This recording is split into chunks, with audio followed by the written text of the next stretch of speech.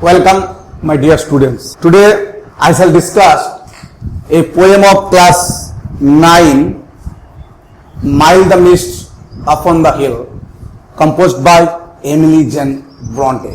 কবিতাটি শুরু করার আগে আমি এই কবিতার কবি সম্পর্কে দু চার কথা বলবো। Emily Jane Bronte was born in 1818 and died 1848. She died at a very young age. খুব কম বয়সে মারা গেছিলেন। And she was an English poet and novelist. She was remembered for his only one novel, Wuthering Heights, long considered a classic of English literature. তিনি বিখ্যাত ছিলেন তার একমাত্র উপন্যাস উইদারিং হাইটস। তিনি ইংরেজ সাহিত্যে বিখ্যাত হয়েছিলেন। She was the fifth child. In her 13th year, Emily wrote only one novel, Wuthering Heights. Wuthering Heights. The poems published in her lifetime were included in one slim volume of book titled Poems by Currer, Ellis and Axonville, which contain also the poems from her sisters Charlotte and Annie. Her first collection of the poem was published 1846. In 1846, her first collection of poems was published along with her two sisters, Charlotte Bronte and Annie Bronte. Three sisters are called in English literature are Bronte sisters. They are called Bronte sisters. Charlotte Bronte, Emily Bronte, Anne Bronte. The present poem is a brilliant example of her craftsmanship as a poet. আমাদের বর্তমান কবিতাটি কবি হিসাবে তার নির্মাণ কৌশলের একটি জ্বলন্ত উদাহরণ। She died at a very young age, but if she lived for a long period, English literature would certainly enrich itself. যদি তিনি দীর্ঘদিন বেঁচে থাকতেন তাহলে ইংরেজি সাহিত্য একটি অন্য জায়গায় পৌঁছে যেতে পারত। Now we know something about the poem before reading the text. আমরা কবিতাটা সম্পর্কে কিছু আগে জেনে নিই এই টেক্সটটা পড়তে যাওয়ার আগে।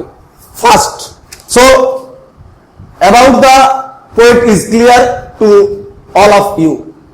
আমার মনে হয় কবি সম্পর্কে যে তথ্যগুলো আমি তোমাদেরকে দিলাম এটা it is very clear and very helpful to you. তোমাদের কাছে খুব কার্যকর। Next we know something about the poem before reading the text. এই কবিতাটা শুরু করার আগে আমরা একটা কথা জানা দরকার যে কবিতাটা কোন সময়ে লেখা, যে time, either afternoon or near evening on a summer day. কোন একটা গ্রীষ্মের দিনের হয় বিকেল বেলা বা সন্ধ্যার কাছাকাছি কবিতাটি লেখা হয়েছে। Now I am going to tell about the poem. কবিতাটা সম্পর্কে আমি তোমাদের কাছে আলোচনা করছি। The poem presents the idea that an aspect of the natural world, প্রকৃতি আমাদেরকে স্মৃতিচারণ করে কিভাবে সেটা কবিতাতে দিয়ে বর্ণনা করা আছে। Here a misty damp evening can transport one back to an earlier time when such a day occurred in the past. না, এখানে এই কবিতায় একটি কুয়াশাচ্ছন্ন সন্ধ্যাবেলায় কোন একজনকে তার পাস্টে ঘটে যাওয়া কোন একটি সুন্দর সময়কে স্মৃতিচারণ করিয়ে দেয়। মানেটা কি? যেমন ধরো এই লকডাউন পিরিয়ডে তোমরা সবাই গৃহবন্দী। এই গৃহবন্দী থাকা অবস্থায় জানালা দিয়ে বৃষ্টি দেখতে দেখতে তুমি ফিরে যাচ্ছ তোমার কোনো একটা বৃষ্টির দিনের জগতে, যেটা তোমাকে স্মৃতিচারণ করে নিয়ে আসছে। বা তোমার মনে পড়ে গেল এমন এক দিনের কথা যেদিন বৃষ্টি হয়েছিল। So in this poem the blue mist that surrounds the distant mountains reminds the poet of the happy days of youth and childhood that she left behind. ঠিক একই রকম ভাবে এই কবিতায় পর্বতমালার উপরে যে কুয়াশা, যেটা কবিকে মনে করে দেয় তার শৈশব বেলার সুখের দিনগুলির কথা, যেটা তিনি ফেলে এসেছেন। ঠিক এই লকডাউন পিরিয়ডে যেমন আমরা যদি কোনো একটা ঘটনা আমরা দেখি, সেই সময় যদি আমরা আমাদের পাস্টে ফিরে যাই, সেখানে তার স্মৃতিচারণ করি, কবিতাটি তো কবি তার অতীত দিনের যে সুখের দিনগুলির কথা মনে করে দিয়েছে কবিতাটি কবিকে। The poet or the poetess, এখানে একটা মহিলা কবি বলবো, poetess actually use a flashback technique. কবি এখানে একটা ফ্ল্যাশব্যাক টেকনিক ইউজ করবেন। কিরকম? Here she shift from the present moment to the past and then to the present again. কবি বর্তমান অবস্থা থেকে অতীতে, আবার তিনি তার বর্তমান অবস্থাতে ফিরে আসবেন। That means the first স্ট্যান্জা speaks of the present moment, the second স্ট্যান্জা speaks of the past moment, and the poet returns to present in the third and fourth stanza to be reminded again to the past. অর্থাৎ কবিতার প্রথম স্তবকটি present মোমেন্টের কথা বলা হয়েছে, তারপর তিনি flashback technique use করে তার অতীতের দিনগুলিতে ফিরে গেছেন। থার্ড স্ট্যান্জাতে আমরা দেখতে পাবো কবি আবার প্রেজেন্টে ফিরে এসেছেন। তাহলে সিকোয়েন্সটা কিরকম হবে? Now what is the rhyme scheme of the poet? A B C D E F G H এই রাইম স্কিমে কবিতাটি লেখা হয়েছে। মানেটা কি? মানে আমরা দেখতে পাবো ইন এভরি স্ট্যান্জা, প্রতিটি স্ট্যান্জার ফার্স্ট লাইনের সঙ্গে থার্ড লাইন, সেকেন্ড লাইনের সঙ্গে ফোর্থ লাইন মিল আছে। Just for example, first স্ট্যান্জা, first লাইনের শেষে আছে হিল, হিলের সঙ্গে থার্ড স্ট্যান্জার যে ফিল, ফার্স্ট স্ট্যান্জার সেকেন্ড লাইন আছে টুমোরো, ফোর্থ লাইনে আছে সরো, এইভাবে মিল আছে। ফার্স্ট লাইনের সঙ্গে প্রত্যেকটা stanza, in every stanza, the last word of the first line is related to the last word of the third line, and second line fourth line. First লাইনের সঙ্গে থার্ড, সেকেন্ডের সঙ্গে ফোর্থ, এইভাবে রাইম স্কিমটা সাজানো হয়েছে। Now we read the poem mild the mist upon the hill. Mild the mist upon the hill, telling not of storms tomorrow, no the day has wept its fill, spent its store of silent sorrow. Oh, I am gone back to the days of youth. I am a child once more, and neath my father's sheltering roof, and near the old hall door. Next stanza, I watch this cloudy evening fall after a day of rain, blue mist, sweet mist of summer fall, the horizon's mountain chain. And the last stanza, the dam stands in the long green grass, as thick as morning's tears, and dreamy scents of fragrant past that breathe of others' tears. Now I am going to explain the poem line by line. First stanza, mild the mist upon the hill, পর্বতের উপরে মৃদু কুয়াশা। That means upon the hill the mist is wild. Telling not of storms tomorrow, আগামীকাল ঝড়ের কথা বলে না। The presence of the mist tells that there will be no further storm and rain the next day. পাহাড়ের উপরে কুয়াশা আগামী দিনের ঝড়ের কথা বলে না। No. Why the poet word use no? It asserts that the weather will be fine. That means no rain will come. The poet emphasized on this idea that no rain will come because upon the hill the mist is mild. The day has wept its fill. দিনগুলি পূর্ণ করেছে তার কান্না। The day has wept its fill. দিন আজ প্রাণ ভরে কেঁদেছে। The day, কবি এই দিনকে একটা মানুষের সঙ্গে তুলনা করেছেন। The poet here personified the day. কারণ দিন তো আর কাঁদে না, মানুষ কাঁদে।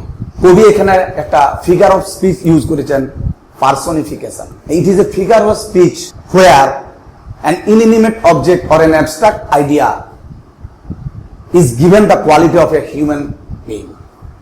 দিন কি আর প্রাণ ভরে কাঁদবে না? তার মানে কবি কি বলতে চাইছেন? যে সারা দিন ধরে বৃষ্টি হয়েছে, spent its store of silent sorrow. Friends, নিঃশব্দ দুঃখের ভান্ডার উজাড় করেছে। নিঃশব্দ দুঃখের ভান্ডার উজাড় করেছে মানে কি না, দিনের নিঃশব্দ দুঃখগুলি বৃষ্টি হয়ে ঝরে গেছে। অন্যদিকে আমরা বলতে পারি যে কবি তার স্মৃতিচারণ করতে করতে তিনি তার দুঃখের দিনের কথা মনে করেছেন। কবিও কিন্তু দিনভর তার দুঃখের কথাগুলো মনে করতে করতে কেঁদেছেন। ঠিক যেভাবে মেঘ কান্নাটাকে তার বৃষ্টি রূপে ঝরিয়েছে, কবিও কিন্তু তার স্মৃতিচারণ করতে গিয়ে অতীতের দিনগুলির নিজের মধ্যে কেঁদেছেন। তিনি এখন বলছেন না, আর তিনি কাঁদবেন না, তিনি নিজেকে সামলাবেন এবং পরবর্তী যে তার পদক্ষেপ বা তিনি তার জীবনটাকে, পরের জীবনটাকে আনন্দভাবে কাটিয়ে তুলতে পারবেন। এই যে spent it store of silent সরো, এই যে রিপিটেড ওয়ার্ডস, দ্য এস, এটাকে আমরা বলবো এলিটারেশন। এটা একটা figure of speech, where every word that longer than 3 letters begins with the same letter, একে বলবো এলিটারেশন। এই ওয়ার্ড একটা ফ্রেজ, একটা হচ্ছে পার্সোনিফিকেশন আর একটা হচ্ছে এলিটারেশন, যেখানে রিপিট হবে, একই ওয়ার্ড রিপিট হবে। Spends it store of silent sorrow. Next stanza, here the poet in second stanza the poet use flashback technique. আমি সিকোয়েন্সটা তোমাদেরকে দেখিয়েছি যে first স্ট্যান্জা present moment, second স্ট্যান্জা past. Actually the poet here gone back to his happy days of childhood days, তিনি তার শৈশবের সুখের দিনগুলিতে ফিরে যাবেন। The poet here use flashback technique, তিনি তার শৈশবের দিনগুলি কেমন ভাবে কাটিয়েছেন। Oh, I am gone back to the days of youth. The poet reminds his happy days of childhood. কবি বলছেন আমি যৌবনের দিনগুলিতে ফিরে গেলাম। পাস্ট টেন্স বা পাস্ট মোমেন্ট, আমি যৌবনের দিনগুলিতে ফিরে গেলাম। It reminds of the happy days of her childhood days, তার শৈশবের সুখের দিনের কথা তিনি বলছেন। I am a child once more, আমিও ছোট্ট এক শিশু ছিলাম। And neath my father's sheltering roof, neath, actually neath means beneath, নিচে, under, and beneath my father's sheltering roof and near the old hall door, কবি তার বাবার ছাদের কথা বলছেন, যেখানে তিনি he feels secure, তিনি সুরক্ষিত, এবং তিনি একটা ওল্ড হল ডোরের কথা বলছেন। মানেটা কি দাঁড়াচ্ছে না, to every child it's father's house is the source of trust, প্রত্যেক শিশুর কাছে তার বাবার গৃহ হলো একটা বিশ্বাসের জায়গা। So the poet felt protected and secured under her father's care and in her old home, তাই তিনি নিজেকে মনে করেন সুরক্ষিত এবং নিশ্চিত পুরনো বাড়িতে তার বাবার তত্ত্বাবধানে। তাই তিনি বলছেন and beneath my father sheltering roof and near the old hall door, তিনি বলছেন যখন আমি শিশু ছিলাম তখন আমি আমার বাবার ছাদের নিচে সুরক্ষিত ছিলাম এবং আমার সে ওল্ড হল ডোরের কথা মনে পড়ে যাচ্ছে। she recollects her father's sheltering roof and the old hall door, this is the happy days of her childhood, এটাই তার ছিল শৈশবের সুখের দিনগুলো। কবি সেই কুয়াশা দেখে, পর্বতমালায় কুয়াশাটা দেখে কবি তার স্মৃতি, তিনি তার পুরনো অতীতের স্মৃতিচারণ করছেন। Next stanza, the poet again come backs to the present moment. I watch this cloudy evening fall, look at the word evening, আমি এটা দেখছি। Actually it is an ideal time for the poet to go back to her lost childhood days. এই সন্ধ্যাবেলাটাই হচ্ছে একটা ideal time, আদর্শ সময় কবিতার যে পুরনো দিনের কথা মনে করছেন। After a day of rain, একটা বৃষ্টির দিনের পর কবি দেখতে পাচ্ছেন একটা ক্লাউডি ইভিনিং, মেঘাচ্ছন্ন যে ইভিনিং সেটা পড়ছে। Blue mist sweet mist of summer pall, the horizon mountain chain, the horizons mountain, blue mist মানে কি নীল কুয়াশা, সুন্দর কুয়াশা, যে গ্রীষ্মকালের কালো মেঘে ঘিরে রেখেছে, কাকে ঘিরে রেখেছে না দিগন্ত রেখা বরাবর যে পর্বতমালাকে। মাউন্টেন্স চেন মিন্স পরপর যে পর্বতমালা, এটাকে বলা হয় মাউন্টেন চেন, পর্বতমালা একসঙ্গে থাকবে। কবি সন্ধ্যাবেলা এটা দেখে তার কাছে যে কুয়াশাটা সেটা মনে হচ্ছে blue mist, sweet mist. Blue কেন না দিগন্ত রেখা আমরা কাকে বলবো না দিগন্ত রেখা হচ্ছে দূর থেকে দেখে মনে হবে যেন পৃথিবীটা একদম একটা এরিয়া যেখানে আকাশ পৃথিবীর কাছে মিশে গেছে, একে আমরা দিগন্ত রেখা বলতে পারি। তা দূর থেকে যে ব্লুটা স্কাই যখন ব্লু স্কাই যখন মিশে যাচ্ছে, কবির মনে হচ্ছে যেন কুয়াশাগুলো কবির কাছে ব্লু দেখাচ্ছে, নীল দেখাচ্ছে। সুইটস কেন না the poet love the mist deeply. Actually তিনি বলছেন সুইট বলতে মধুর কুয়াশা, কবি সেটাকে খুব ভালোবাসেন, তাই তিনি blue mist sweet mist of summer pall. Summer pall মানে কি না a pall means a thick cloud. গ্রীষ্মকালে অ্যাকচুয়ালি পুরাটার মানেটা বলতে গেলে এইভাবে হয় যে before her eyes evenings descend slowly and gradually after a rainy day and the poet watch this. কবিটা দেখতে পাচ্ছেন যে দিগন্ত রেখা বরাবর পর্বতমালাকে ঘিরে রেখেছে কুয়াশা, গ্রীষ্মের কোন একটা দিন, বৃষ্টির দিনের পর, সেটা কবির কাছে খুব অ্যাট্রাক্টিভ এবং কবি খুব ভালোবাসছেন সেই দৃশ্যটাকে। The meaning of the whole stanza is actually the stanza is poetically brilliant, the poet scene is perfectly portrait. কবি একটা দৃশ্যকে খুব সুন্দরভাবে তুলে ধরেছেন। না সেটা কিরকম না সন্ধ্যা ধীরে ধীরে নেমে এসছে, বৃষ্টির একটা দিনের পর আকাশ মেঘাচ্ছন্ন হয়ে আছে, সেই সময় কুয়াশা পড়ছে। দূর থেকে দিগন্ত রেখা বরাবর যখন পর্বতমালাকে দেখা যাচ্ছে, সেই সময় মনে হচ্ছে যেন কুয়াশাগুলো ব্লু নীল রঙের হয়ে গেছে। এবং যেহেতু কবিকে এই দৃশ্যটা ভালো লাগছে, তাই তিনি এটাকে সুইট মিস্ট বলছেন। Next or the last stanza, the damp stands in the long green grass. Damp means damp মানে স্যাঁতস্যাঁতে ভাব বা ভিজে ভাব। কবি আবার তার প্রেজেন্ট মোমেন্ট থেকে পাস্টের ফিরে যাবেন। The dampness on the green grass is created by rain. ভিজে ভাব, বৃষ্টি হয়েছে, বৃষ্টি হওয়ার পর যখন আমরা ঘাসে পা দিচ্ছি মনে হচ্ছে জায়গাটা ভিজে ভিজে লাগছে। In the morning the dewdrops wet the green grass as if it looks like morning tears. সকালবেলায় শিশির যেমন সবুজ ঘাসগুলিকে ভিজিয়ে দেয়, সেটা যেন মনে হচ্ছে ভোরবেলায় কুয়াশা পড়েছে। as thick as morning tears. Morning tears বলতে এখানে ডিউ ড্রপের কথা বলা হয়েছে, শিশিরের কথা বলা হয়েছে। ঘাসের ডগায় যখন এগুলোকে লাগে দূর থেকে যেন মনে হচ্ছে যেন মর্নিং টিয়ার্স। এখানেও কবি একটা সিমিলি ইউজ করেছেন, তিনি ডিউ ড্রপকে মর্নিং টিয়ারের সঙ্গে তুলনা করেছেন। So the damp stands in the long green grass as thick, সেটা ঘন কিরকম না অ্যাজ মর্নিং টিয়ার্স, যেরকম ভাবে অশ্রু জল ঘন হয়ে যায় ঠিক সেরকম ভাবে কুয়াশা ঘাসের ডগায় দেখে দূর থেকে মনে হচ্ছে যেন সেটা পুরো ঘন হয়ে এসেছে। And dreamy scent of fragrant past that breathe of other years. The poet again reminds of her childhood days. কবি আবার তিনি তার পাস্টে ফিরে যাচ্ছেন। And dreamy scent এবং স্বপ্নালু যে সকালবেলায় স্বপ্নালু যে সেন্ট ফ্রেগ্রেন্স সুন্দর সুগন্ধ যেটা পাস বয়ে আসছে, সেটা কবির কাছে মনে হচ্ছে that breath of other years, বিগত বছরগুলির নিঃশ্বাস কবির কাছে মনে হচ্ছে। বিগত বছর বলতে তিনি তার চাইল্ডহুড ডেজের কথা বলছেন, তিনি তার ইউথ ডেজের কথা বলছেন, যে এগুলো কবিকে স্বপ্নের দেশে ফিরিয়ে নিচ্ছে। তিনি মনে করছেন আবার she reminds of her happy days of youth and childhood that she left behind, যেটা তিনি পিছনে ফেলে এসেছেন। সেই সুখের দিনগুলির কথা তাকে মনে করে দিচ্ছে, যেন সেটি ভেসে আসছে বাতাসে। ফ্র্যাগ্রেন্স মিন্স সুইট স্মেল, সুগন্ধ, সুন্দর যে সুগন্ধ, সেটা ড্রিমি, জাস্ট ড্রিম লাইক, স্বপ্নের মতো।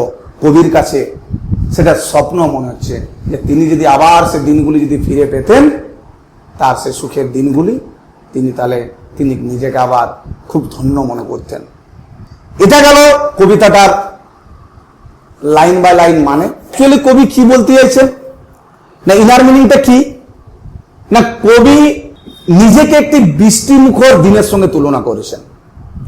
যেভাবে সারাদিন ধরে বৃষ্টি পড়ার পর সেগুলোকে দেখে মনে হচ্ছে যেন দিনগুলি তার কান্না প্রাণ ভরে কেঁদেছে। কবিও নিজের যে সাইলেন্ট স্বরগুলোকে জমা রেখেছেন, তার পিতার কথা মনে করে তার হৃদয়ের ব্যথা জমা রেখেছিলেন, সেগুলো কবি এই কবিতার মাধ্যমে উন্মোচন করে দিয়েছেন। এটা একটা। সেকেন্ড পয়েন্ট কি না, বিষণ্ণ দিন তার দুঃখের মজুদ ভান্ডার নিঃশেষ করে দিয়েছে। The gloomy day has cried out of its silence of sorrow. She too weeps to the sorrow out. She has fallen upon the thrones of. তিনিও জীবনের অতীতের দুঃখের কথাগুলি মনে করে করে কেঁদেছেন। But now she regains herself. She will cry no longer. তিনি আর কাঁদবেন না। She has managed to come out of the sea of gloom. তিনি তার এই বিষণ্ণ দিন থেকে নিজেকে সামলিয়ে আবার ঘুরে দাঁড়াবেন। She is ready to relive in her past days. অতীতের দিনের মধ্যে আবার বাঁচার জন্য তিনি নিজেকে তৈরি করবেন। এইটা গেল কবিতাটার অন্তর্নিহিত যে অর্থ। So let's sum up. আমরা যদি একটা সাম আপ করি তাহলে কবিতাটা কি বলতে চাইছে? প্রথমে হচ্ছে the poet notice soft mist covering the distant hill.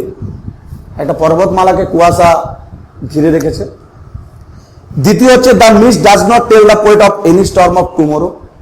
3 number point, the silent sorrow has been totally pour out. Second স্ট্যান্ডাতে কি বলেছে না, the mist reminds the poet of her young days. She remembers her childhood days. She recollects her father sheltering room and the old hot ডোর। আমি just sum up করে দিলে তোমাদের কাছে পুরো জিনিসটা আরো ক্লিয়ার হয়ে যাবে। থার্ড স্ট্যান্ডা, না after a day of rain the evening descends slowly and gradually. The poet was this. She observes sweet dreamy mist upon the hill. Next point, the horizon's mountain chain is covered with blue and sweet mist on a day of summer. আর last স্ট্যান্ডাতে কি বলা হয়েছে?